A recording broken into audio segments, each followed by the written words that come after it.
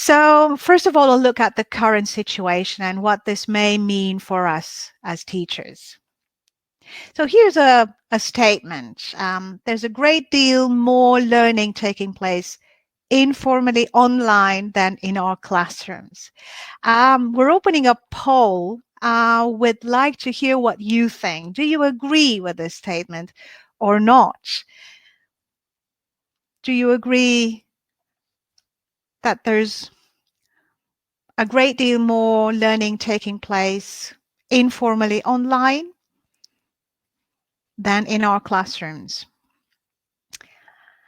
Oh, it seems that we've got quite a strong majority saying or agreeing with this statement.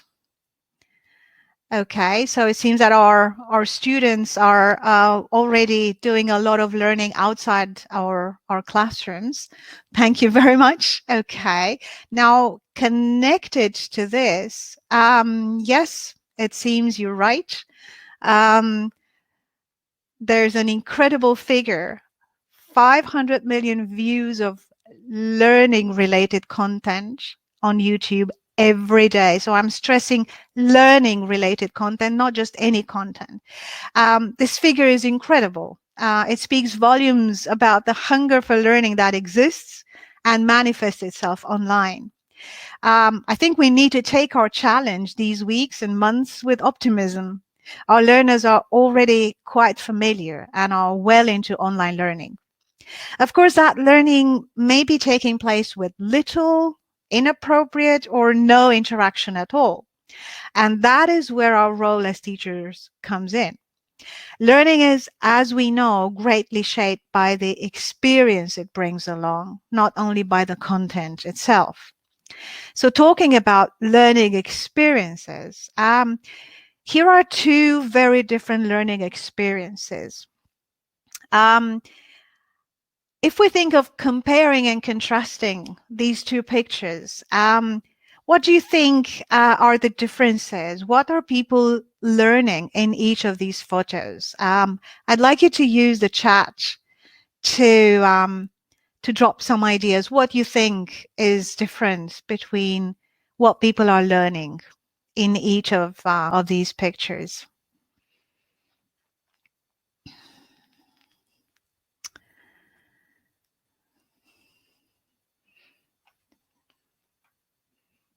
So students finding it fun to learn online? Yes. Okay.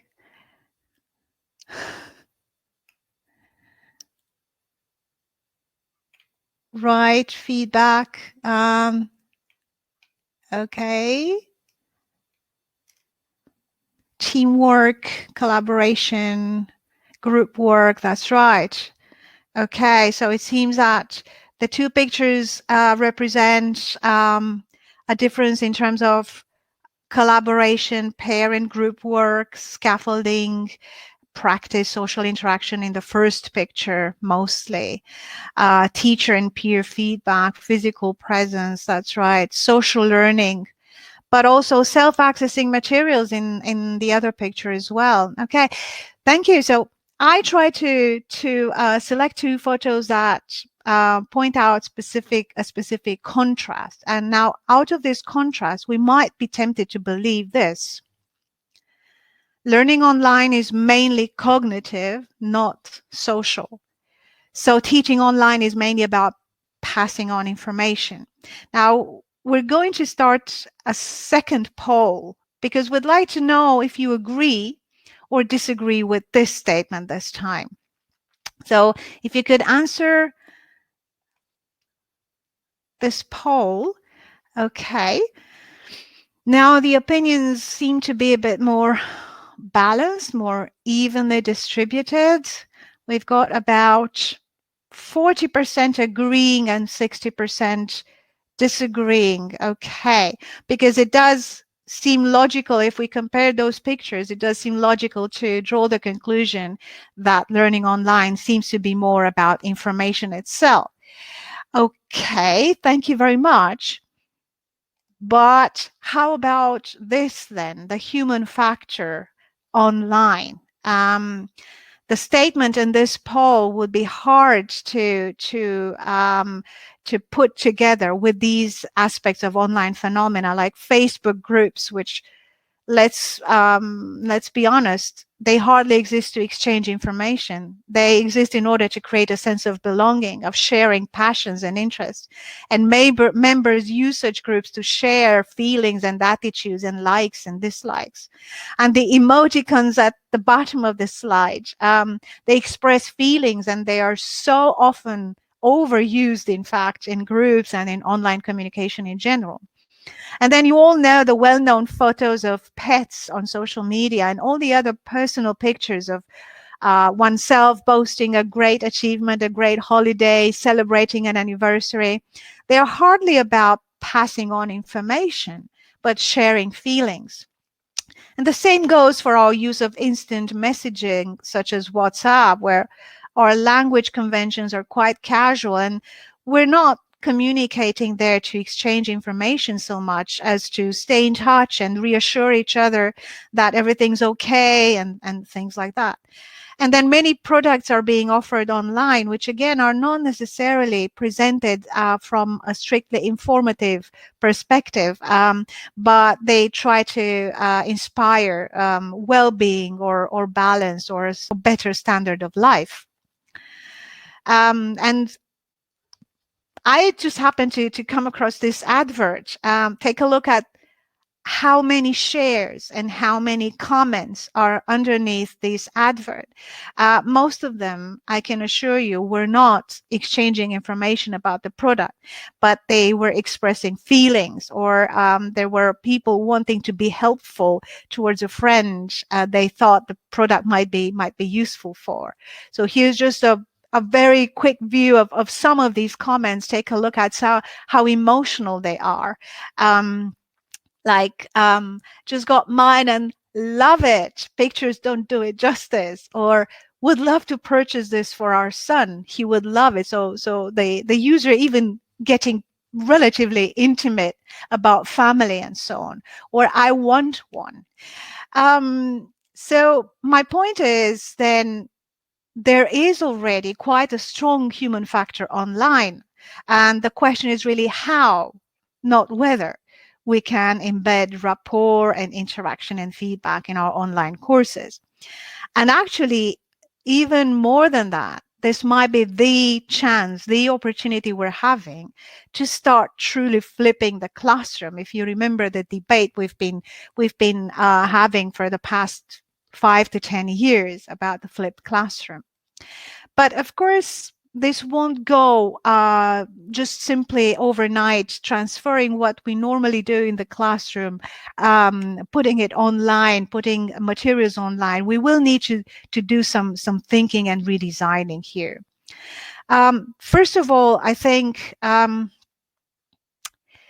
we need to start seeing our courses as a blended experience made up of coming together, the so-called synchronous teaching or learning time, and of teaching and learning taking place individually or asynchronous time. Classroom-based education so far has created the perception that education takes place in the classroom through the teacher's teaching. Homework, yes, has also been assigned, but it tended to be considered something extra or even optional. In an online environment, we need to design our courses as a blend of meetings and individual work in between, mostly made up of the activities that students would have done individually in class anyway, such as reading or listening to the teacher's input or extending the practice after the class. After all, an old pedagogical tenet says that learning doesn't equal teaching, which also means that our course doesn't have to be limited to the synchronous event. Instead, learning can be distributed among the 3 stages: before, during, and after the class or the meeting. Let's also imagine, or let's try to understand that learners may come to our lesson straight after another one, and online classes can be quite tiring. because it's hard to keep focused on the screen and on the other people there in a context that is relatively new to us. So it's important to consider at this point which tasks should be done together in the online classroom and which can be set for individuals or groups to do independently. Also, asynchronous learning, so outside the online meeting itself, allows learners to work at times that suit them, in ways that suit them, and even when they have the technology available to themselves, especially if they have to share a device with other family members. Second, it's becoming imperative to set out from a basic premise of trust. We cannot control our learners' actions, and we cannot control their attention. We were never quite capable of that. Let's accept it. What we can do, however, is do our best to engage them and keep them in the loop. Placing trust in their willingness to cooperate and giving them equal ways or equal opportunities to contribute will create ultimately a sense of empowerment, as our virtual courses might be less and less about correcting behavior, but will include all participants on an equal footing. On the other hand, technical settings will be available to prevent disruptive behavior from taking over the class. For example, you decide on the permissions you give students during the lesson to use their microphone, their camera, or to share their screen. And setting rules of classroom interaction will probably need to be agreed between you, the teacher, and the students very early on in the course or at the beginning of each lesson. Finally, the way we plan and prepare our lessons and our course will become just as important as the content of what we're teaching. We need to think in advance when we're starting the course, how to split the learning activities between synchronous and asynchronous modes, what resources to use and how to collect them and then share them with our students, what tools to use and how to organize the activities. And then at the level of each lesson, we need to have the documents prepared and follow a clear plan so as to manage time properly. All this, of course, was important for teaching in general, always. But if our course is being run online, all the solutions we come up with to these questions will constitute a so-called user or learner experience. And part of this learner experience will be things like, how easy is it for learners to find the resources for the upcoming class or the resources of the past lessons? How smoothly do the activities follow from the other during the virtual meeting? How varied are the activities and the interactions both during and between the meetings? And how compact or spread out are the resources, files, feedback, projects, and so on throughout the course? Do they really build up in a track record of the learning that has taken place? I'm very confident that the online medium will help us deliver the key pedagogical tenets of our times more easily and more realistically. Differentiation, for example, is much easier to achieve if, in fact, online, it's better to organize shorter sessions. So then it might become easier to organize shorter sessions with smaller groups of learners. And there you are, we can find a solution to dealing with mixed ability classes. Collaboration also becomes more palpable, more practicable in real time if students are put together to work along the term on a collaborative project. Ongoing evaluation, it's becoming more feasible for you because now you have a track record of all the activities that your students have participated in, and it's much easier and stress-free to come up with a final mark at the end of the term. and also your feedback. You've got now the opportunity using technology to give feedback in new ways, maybe in ways that are more personal. For example, recording your voice while giving feedback to a student instead of just marking mistakes on a piece of paper. One of the biggest advantages of technology, I think, comes in the area of providing equal opportunities to every learner, because we all know that in any class there are confident students who will always be quick to answer and to contribute. And there are others who are less confident. And using devices, they will have equal gateways into the lessons. We will be able to capture responses from every one of our learners.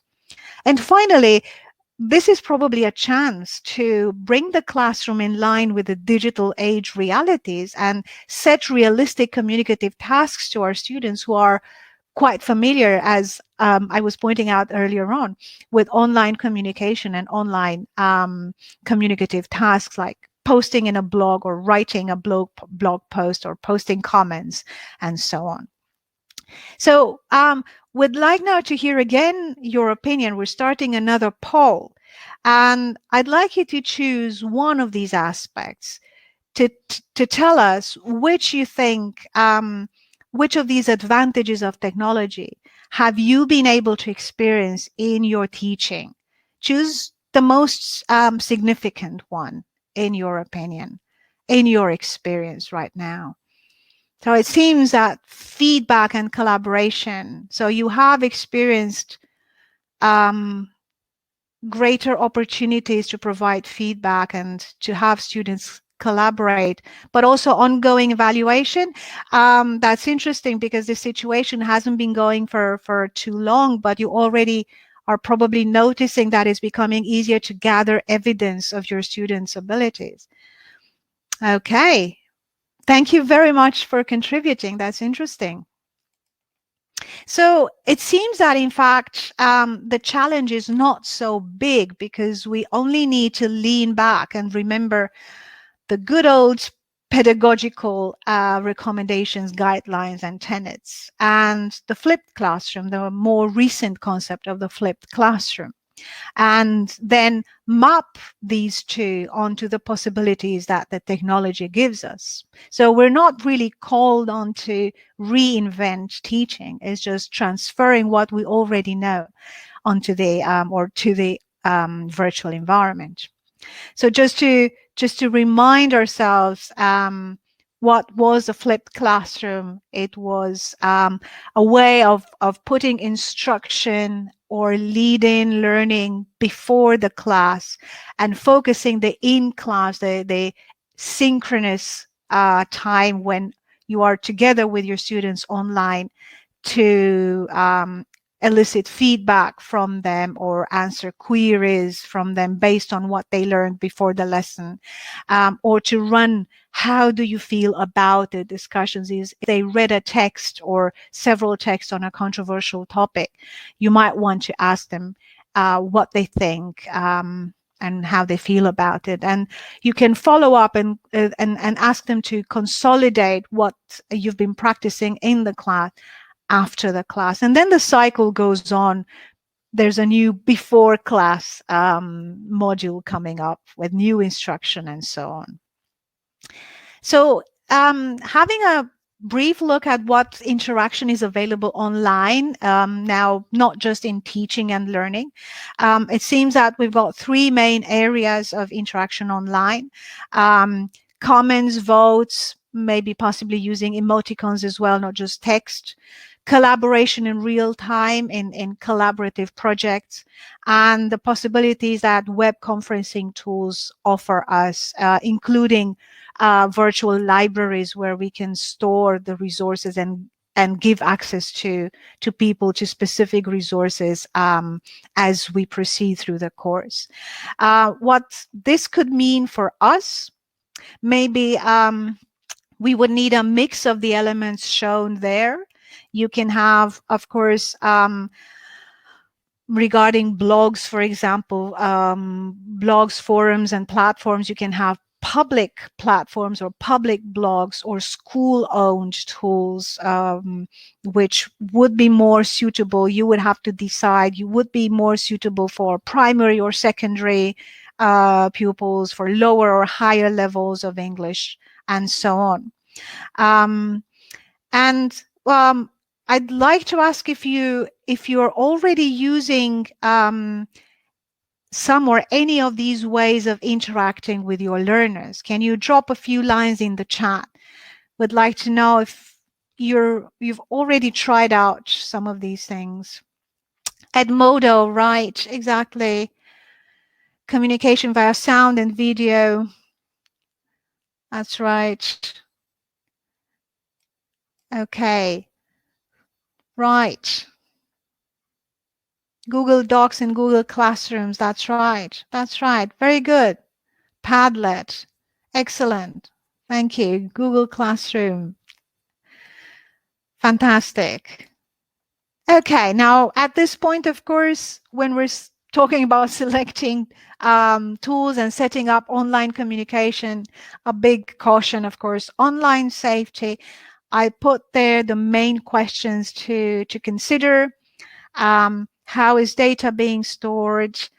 Is this way of storing data compliant with your policies, with what the school approves of? Considering who can access the student's data and who can access your virtual meeting, and who can share screen, and who can see your screen, of course. Excuse me. And also whether conversations between learners are possible. So you might want to use our digital teacher platform. There's a link there where you can find an article which is a bit broader than these aspects. And they ask you to consider with your learner, it's a lesson plan discussing or helping you discuss with your learners how to manage the digital footprint that you or your learners leave, thinking of what information shared online you would want to be accessible later on, years later, to governments or to employers. So you might find that lesson useful. But yes, let's move on to interaction before the lesson. Let's take a look first at what interaction might take place before the lesson, even if we're not online with our students at the same time. So in a flipped classroom model, especially required now by the current situation, we would need to send or share resources with our students, which they can read before the class. And for this purpose, you might use a variety of options. You may share the resources in a virtual learning environment, such as a school LMS. Or if your school doesn't have an LMS, you could design your own virtual classroom. Some of you mentioned Google Classroom or Edmodo, and there are quite a few of them. But if you just want to take the simplest option, you may simply email your material to the students. Now, as for the material itself, you can record yourself explaining the main facts of the new unit, but remember to keep it short. And you might want to do it in PowerPoint, so you can record a PowerPoint show with narration, or you might want to convert afterwards that PowerPoint as a video. You can also record your screen while you're presenting things on your screen or in the internet browser, and using your voice to highlight what you're doing or to explain what you're doing. And you can save this as well as a video. You might simply just record your voice and send it together with a Word document to your students. Of course, you might also prepare other kinds of files, send links to one or two texts to read, or watch a short video online, or you might take screenshots of text online and send these screenshots to your students. Along with the learning resources, you might want to start a discussion as well, eliciting comments from the students on the materials that they have read. You can set it up on the LMS again if it has a forum function, or you might design a collaborative document, such as a Padlet or a Google document, where you could collect some comments, some initial reactions or responses from your students. And here you have an example. You have found this task. This is from our B1 preliminary for schools exam, from the writing paper. You would like to do, let's say, this writing task with your students. It might be suitable for, of course, B1 level learners aged possibly 12 to 15.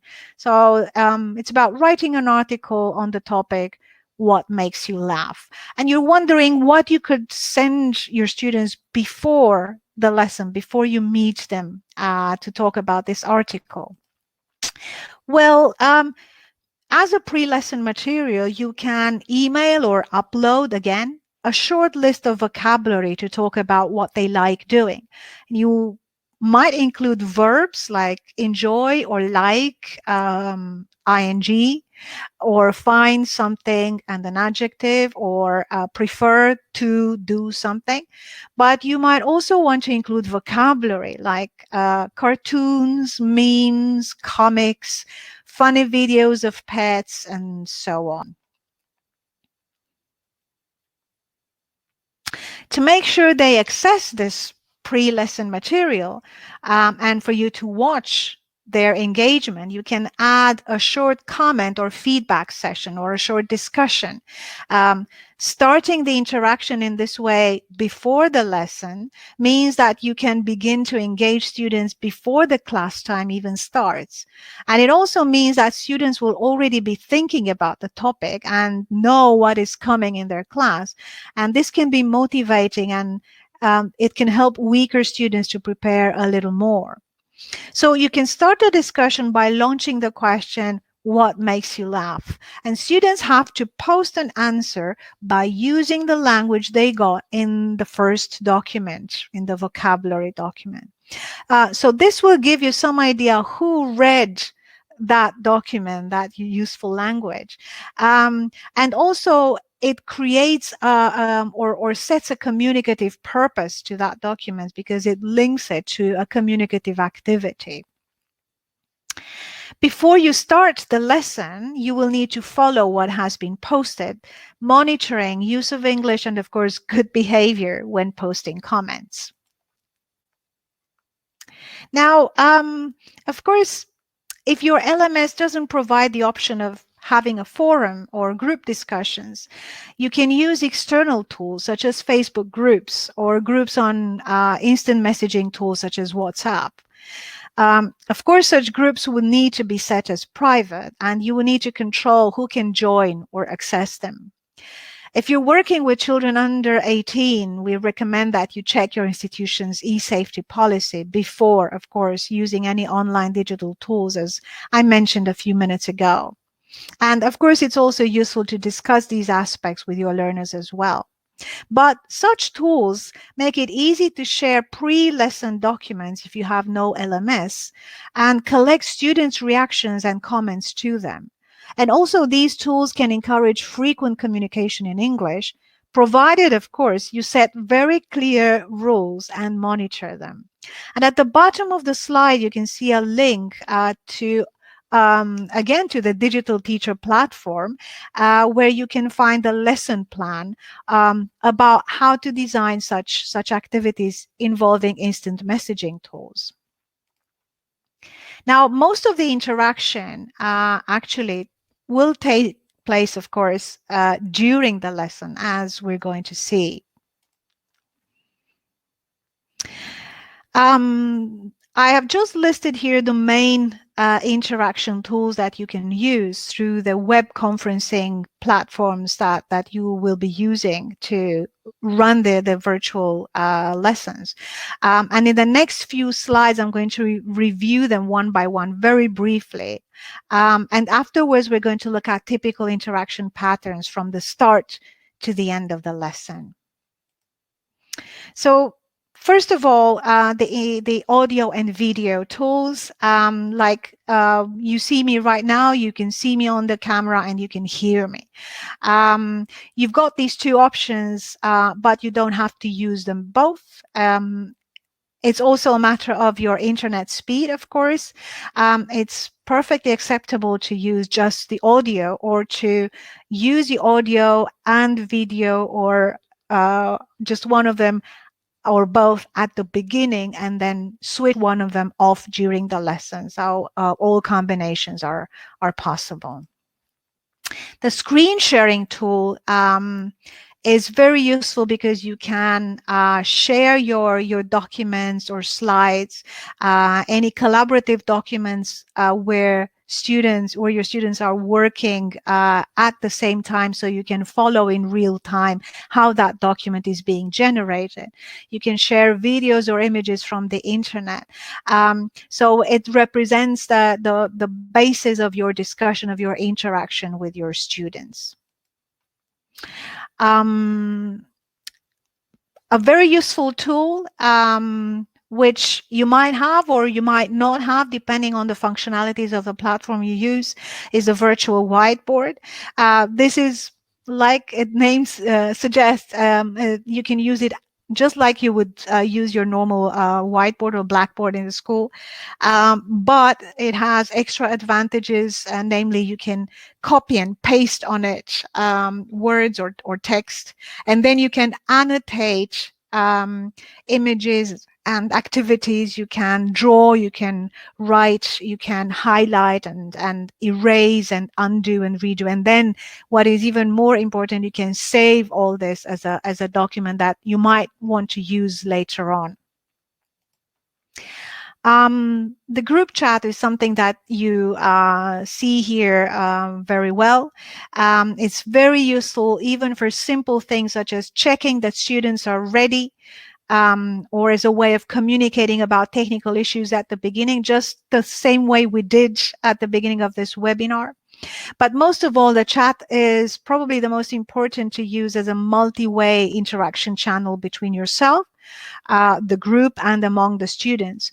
For example, students may also initiate and comment on each other's work.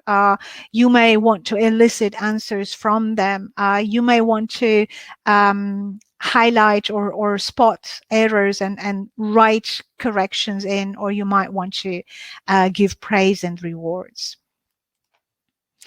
And finally, another tool that can be very useful, but not every platform may offer it, is the Breakout Rooms, which basically allow you to do pair work and group work, usually for speaking or to collect ideas, which will then be shared with a larger group. So at this point, we're going to start our final poll, asking you which of these functionalities would you like to be able to use more often in your teaching? Is it the chat, the screen share, the whiteboard, or the breakout rooms? So it seems the screen share and the breakout rooms are the winners. Possibly the whiteboard is also quite close. That's very interesting. But don't forget that the chat is actually the simplest method you may resort to, you may come back to if something else fails or is not available. Thank you very much for your answers. Okay, now let's move on to the types of interaction during the lesson. First of all, there's a specific type of interaction at the beginning of the lesson, especially in an online environment. While waiting for everyone to join, it's good if you can make some small talk, have a cup of tea, welcome the students, check if they can hear and see you, or if they can see your screen share. If your platform allows you to see your students, you may ask them to also wave back to you. You might want to do a short warm-up exercise, which needn't be related to the lesson, just to help everyone focus on their screens. The situation we're facing right now is a bit unusual, because typically we are private people and family members at home and teachers or students at school. And during these weeks and months, we have to play these two roles in the same setting, in the same environment, that is at home. So it might be useful to try to help students take this transition from or detaching themselves from the familiar environment, their room, maybe their home, their flat, and become the learner, become the student focusing on your lesson. So we can also think that they might be tired after having attended other lessons before yours. So short transition activities like physical exercises, for example, get up and spin clockwise 3 times and then switch direction, do it again. Or ask what they had for breakfast or lunch. Or ask them to show in the camera what personal object that is important to them is lying around somewhere, and say a few words about it. And finally, it's very important at this stage to have all the materials you're going to use in the lesson open and minimized in the bar at the bottom of your screen, so you can quickly share them on your screen at the right moment. Another type of interaction is when you're setting rules. This is also at the beginning of the lesson. Rules for interacting. You might decide on the safest conditions where students can only communicate with you via the chat, but they are muted. They cannot chat privately with other colleagues, and they cannot share their screens. You may decide to change these settings at a particular moment during the lesson, but this might be the place to start if you prefer a very safe way to handle the interaction. Also, probably at the beginning of the lesson, it would be going back to the pre-lesson resources and reviewing what the students have done, what the students think about the materials, invite their comments and queries. And if they posted such feedback before the lesson, go through the post and discuss them. And for this, you can use both audio and video at this stage. And if the group is small, you can also decide to let them interact with you live by switching on their microphones or cameras. You can also use the chat. And if you want to record ideas to be saved, you can use the whiteboard function. It's important when you start the lesson to acknowledge all the students' contributions and focus on what they've written and not necessarily the accuracy, because the aim now would be to engage and encourage interaction, not to monitor the accuracy of their language. One other option to elicit ideas from them would be by means of an external polling tool such as Mentimeter, which allows you to generate a word cloud based on the responses. The nice thing about it is that you can save that word cloud for further discussion later on or at a later date. Now, probably most of the interaction takes place around a practice task, and that would probably represent the main goal of the lesson. You typically need to share your screen to show it, to show the task, and to say or read out the instructions that are also printed on the task. Here you might expect students to respond by contributing ideas on the whiteboard, for example, making sentences using the focus language elements, or to discuss together in small groups or pairs in the breakout rooms. But if such breakout rooms are not available, you will simply use the chat.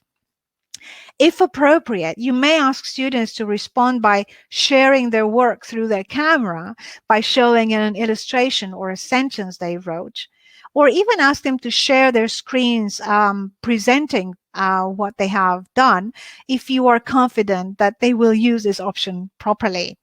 And remember, you can give them such permissions at this stage of the lesson only. So For example, if you remember the writing task I showed before, the one about what makes you laugh related to articles writing, this might be a worksheet to share on your screen and ask them to practice expanding on their initial answers that they provided before the lesson by using linking words such as but or for example.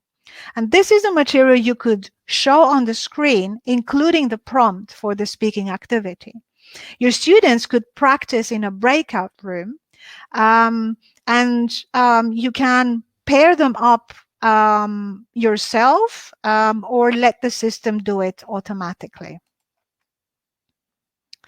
Instead of a whiteboard, if you don't have this function, you can create in advance a Google document and share it with the students before starting the activity. You can share the Google document then from your screen while students open a second browser window, access the Google document, enter their contributions, and then get back to the meeting room with you. If your Google document is shared from your screen, everyone will be able to see the contributions being added in real time as soon as they get back to the meeting room with you. So here you have a screenshot of what this might look like. It's a Google document that you would be sharing on your screen. Of course, part of any practice task is your own monitoring and feedback. As you would do in the regular classroom, you also need to monitor students' answers and provide feedback online, either by encouraging their ideas or highlighting errors if they are significant to your lesson's aims. And there are several ways of monitoring and giving feedback, of course. In this case, individually in the chat by selecting the user so that your chat comment does not go to the whole group, but just to that one user. You can give feedback in a group by visiting the groups while they're doing their practice in the breakout rooms. You can go from one breakout room to the other, listen in, and then choose to say a few words to comment and then move on. Or, of course, as a whole group in the main meeting room, orally, or again in the group chat. So this might be an example of how you could give feedback using the whiteboard function. For example, imagine that while visiting the breakout rooms while students were practicing, you noticed that there was a problem with prepositions. So you might ask them now a question.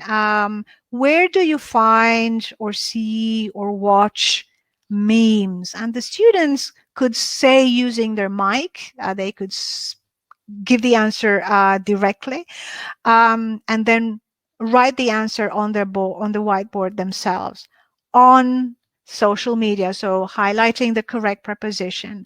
And where do you find or where do you see or where do you watch comedies on TV and so on, so underlining the prepositions.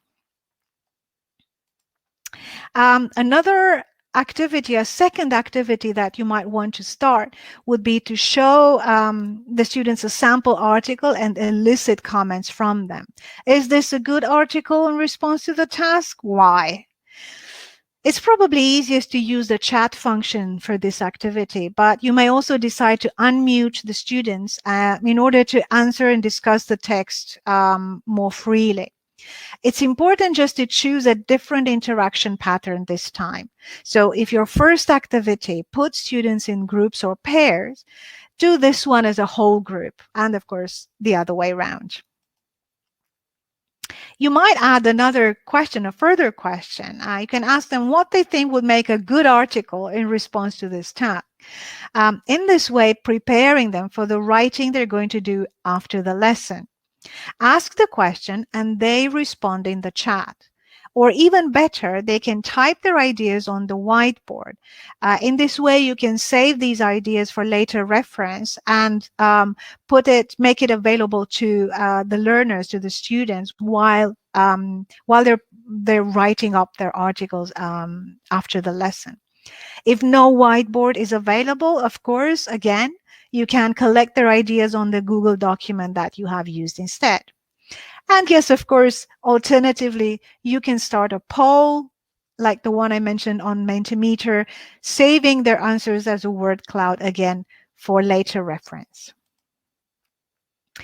Of course, you would need to conclude the lesson.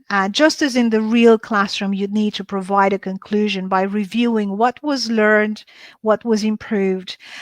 You will need to announce the follow-up task, also specifying how the students will get it, if they need to receive a document, a task by email, or it's going to be uploaded, where exactly, and what the deadline for submitting it is. You might want to give rewards, for instance, showing a 5-star sign in the camera for a specific group or learner who performed particularly well. Or you might try to, unmute the students and all of you clap their hands or cheer or sing something. Of course, the interaction that follows the lesson might be following the same patterns as the interactions before the lesson. So basically, you would make a follow-up task available in the same way as the pre-lesson resources, that is via email, on an LMS, or in the virtual learning space that you're using. Students might do individual or collaborative work on a Google document, Padlet, or similar tools. The work could be text-based, for example, practicing simple past tense, but you might also ask them to create something, such as a text or a simple audio-video project, which they might hand in to you directly or might post on the LMS or on a school blog. Okay, so we have set them work to do, building on what we have done in the lesson, but how are we going to encourage even more interaction in this time between the lessons? Well, using the same idea as before the lesson, we might also set up again a space for discussion, for exchanging comments. We could ask them to leave feedback to what colleagues have posted. And at the end, you can also leave your own feedback, either individually or in the same forum where it would be visible to the whole group. I'm going to say a few words about feedback to writing, because this is one of the activities that is very much pen and paper to us teachers. And hopefully the ideas I'm going to share will help you save time marking students' writing, but also design feedback in a more collaborative way than it usually is possible in the real classroom. One way would be for you as a teacher to provide only general comments on criteria, such as organization, or you could use more linking words here, or you tend to use the same word nice again and again. You might also use color coding to highlight different types of errors or problems. And you may decide to put together your feedback in a written or in an audio format. And again, there's a link there to resources on the Digital Teacher platform that give you ideas on how to give feedback using, of course, technological tools. So here are some examples of what I've been saying. So here you can say a text that has been submitted by a student, and your feedback is very general, is focusing on text level issues. There are a few mistakes, some nice language, and maybe could link sentences better. In another format, you can see here a form of inserting your comments directly in the text in Microsoft Word, and you may even highlight some language errors in a color-coded way. Also, you can record yourself and embed the audio file in the document. In the bottom corner on the left-hand side, you can see feedback. That's an object there. But of course, you can also record your feedback and send it separately. It doesn't have to be embedded in the Word document. The interesting thing, or another interesting thing here, is that if several people leave feedback in the same text, it will be easy to see which person has left which comment, because you can see each comment is referenced directly to the person who made it. But for this, you need to, first of all, in Microsoft Word, open the review menu, choose to insert new comment. And then if you want the changes to be visible, for example, if several people, as I said, are having a look and leaving feedback on the text, it's good to tick tracking changes, and that will show all the adjustments and all the comments that were left along the way. And that is the way to insert an audio object if you want to. If you want to leave your feedback directly in the Word document, you go to the insert menu, and there's a very small icon there, almost hidden, where it says insert object. But as I said, that is not absolutely necessary.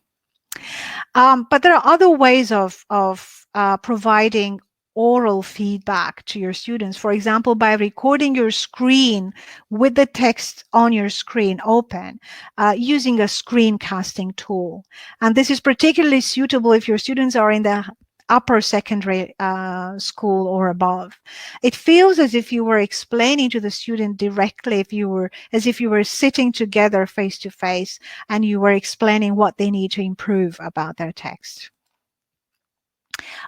Still another way of leaving feedback would be to capture screenshots of your students' work. It could be writing or it could be something else, and annotate the screenshots with text, with arrows, with shapes in different colors, and then send this to your student. Again, you've got a link there to a specific area on the digital teacher platform, where you can find ideas how to do that exactly and with what tools. But I just wanted to say a few more words about peer feedback. So engaging learners to give feedback to each other instead of just having teacher-based feedback. How can it work? Well, one way that I would like to suggest is that the teacher provides holistic feedback. An example I showed you earlier, just general comments on, let's say, linking ideas, and then asking the other students to go through the same text and find instances of that problem, highlight specific language errors or very specific instances where that problem becomes manifest. And another way still is to ask two students to swap writing and provide comments either on a specific or on any other aspect to each other. Then you can examine the text submitted by only one of the students, let's say by student 2. But you would still get an insight into student 1's understanding of writing conventions or of their language abilities, because you can see the quality of the feedback that they left on student 2's text. In this way, you correct or you have a look only at one piece of writing, student 2's, but you can evaluate in a less direct way the abilities of another student as well. So you save time. This might be very suitable when marking students' writing is not directly linked to a grade or a term paper. And finally, some general points. I think we need to be prepared to spend more time than in the real classroom setting up the activities, checking the technology, collecting the answers, and giving the feedback. And that is why probably it's also important to go for shorter sessions, maybe 30 to 40 minutes, and with smaller groups. And this means also that probably it's a good idea to plan fewer activities or fewer steps in a more targeted ways, and maybe use the opportunities of authoring online. So having students work together throughout the term, creating a project, creating, for instance, a poster, a school magazine, or a blog. But bottom line, we've covered here a lot of examples for including interaction and using functionalities for interaction, but you don't need to do everything at once. It's best to choose a few things that you feel comfortable with, and then with time, gradually, you become more confident and you can use more of these tools at the same time. Further resources, I already mentioned the Digital Teachers quite a few times. This is a platform which is accessible, open to anyone. It's very useful for teachers who want to see what kind of digital skills they need to develop. And if they want to do so, what training is available. So there is short training, or there are short training materials available in the form of short articles and short videos. And then there are product reviews. You find very useful reviews of specific digital tools, so that you know what kind of tools you could use for one purpose or for another, and you have an idea of what that tool can do for you. The other very good place to search for useful resources is our Supporting Every Teacher page, which you can find, the link is there. On that page, you find several things. First of all, you've got free teaching resources, among which you can find lesson plans that also have the option of running the lesson online. So guidance on how to use that lesson in teaching online. The other useful resource there is the Supporting Every Teacher blog. This is the blog run by Cambridge University Press, which has been producing a huge wealth of articles in the past 6 weeks or so, which are clearly or specifically dedicated to these aspects of online teaching. They're responding specifically to this situation of the corona crisis. And finally, watch our free webinars. There are free webinar recordings, like the recording of the webinar today. You can see and choose whatever webinar you would like to see. And of course, there are webinars coming up in the next 3 to 4 weeks dedicated to teaching each specific skill. So reading, listening, writing, and speaking. So stay in touch with us and see what else you can find with us. And this brings me to questions. I'm going to ask my colleague Donia if she has collected any questions for us to. Hi, Simona. Hi, Donia. Yes. Thank you. So yes, we do have some questions. Okay. One teacher's asked, there are so many different apps out there and so many different tools to learn. Should we be using all of them in every lesson? No, for goodness sake, no. As I said just a few minutes ago, it's best to start small with things that you're most comfortable with, and nobody's expecting a big fireworks show right now. And it's also counterproductive to be using too many different things. It can be very demanding, very tiring, having to turn on and off, switch platforms, switch devices, log in, log off all the time. So it's best to select a handful of them that you can use along 2 or 3 lessons, and then you can feel free to improvise even more. Okay, and the next question is, what's the ideal length for an online lesson? Some of my lessons are 2 hours. How can I manage this?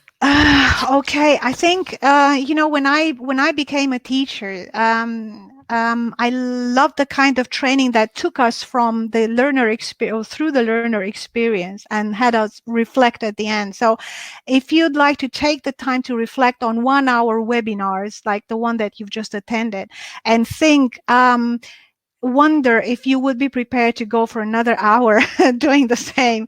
So I would recommend something up to 45 minutes, especially if your students are younger. It will be very difficult to keep them focused for 45 minutes in front of a screen. And if their classes have to be longer because of the school schedule, what can they do in terms of their planning to help students with this?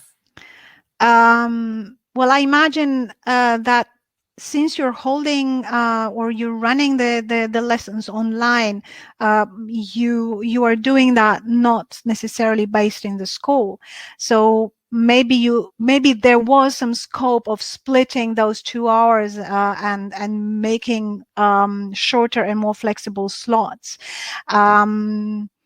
because otherwise it becomes very difficult to handle. As I said, it's best if we can budget that. For example, you need to have 2 hours a week for a course, but why don't we think of it as a blend of before, during, and after the lesson? So you got 2 hours, but not the entire time is spent online with the students. Okay, and I think the final question, somebody said, really liked all of your pre-class ideas, but what happens if your students don't do them? Yes. Good question. That is a problem. Yes, well, I think that's an interesting situation where they can find it interesting as well when you come together and you realize that there's not much to discuss because they haven't gone through the material. So then probably you've got an option of a drastic option of saying, well, since you haven't gone through that material, there's nothing that we can discuss. We will meet again when you have done that. So setting this clear rule and boundary to what has to be done or what needs to be done in order for the lesson to work. Otherwise, yes, I don't think it can work unless, of course, you can improvise, but that might create the habit. People might or learners might think, okay, so the pre-lesson material is actually optional, which is a dangerous assumption if they come to make it. That's very good advice. And I suppose actually in the pre-lesson activities, the teacher needs to make sure that it's something engaging and motivating. Absolutely. Make them want to do it. Absolutely. So just the assumption that the material has been posted there and needs to be read or needs to be worked through is no longer enough. We really need to wonder for ourselves, to reflect for ourselves every time, would the learner really be motivated to do that or not? Because with this online setting, it is becoming very easy for people to sign off, not to log in. It's very easy not to participate. It's just you know, I decide not to log in, and it's a very clear sign of not cooperating. So in order to get them to cooperate, we need to make sure that the way we handle and we design the material is motivating enough. And probably also that the learners understand the rationale why that is important to do at this stage, because otherwise other things will not be possible. Okay, I think that's the end of the questions now. We're just getting lots of lovely thank you messages. So thank you very much, Simona. Thank you too, and thank you for cooperating throughout the webinar. And I hope you enjoy teaching online. It can be very rewarding despite the initial difficulties. Thank you, everyone, and take care. Goodbye.